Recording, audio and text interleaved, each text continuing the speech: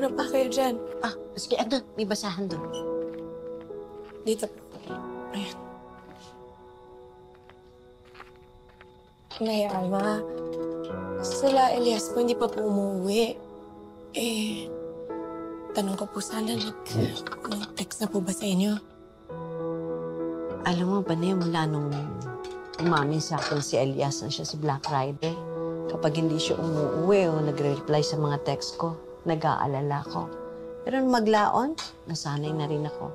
Pinapanalangin ko na lang sa Diyos na uuwi siyang ligtas. Ang punot dulo pa rin ng lahat ng ito, yung tatay niya, si Edgardo. Siya pa rin ang sinisisi ko sa lahat-lahat ng ito. Sana di ko na lang siya nakilala noon. Sana hindi na lang siya ang naging tatay ni Elias.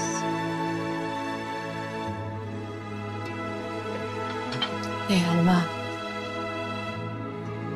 siguro isipin niyo na lang po na kung hindi niyo po siya nakilala, wala po si Elias ngayon. Wala po kayong anak na napakabait, napakatapang, napakagalang.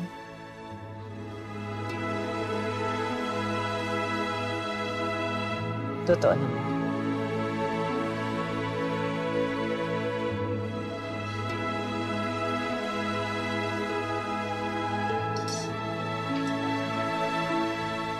Paano nga ako?